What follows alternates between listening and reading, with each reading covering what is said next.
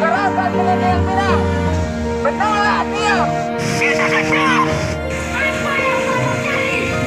Kepada saudara-saudari kita. Umat Muslim. Memang mereka pura-pura buta, pura-pura diam, pura-pura tuli. Maka butakanlah mereka, ya Allah. Pemerintah kami pura-pura tidak melihat, ya Allah.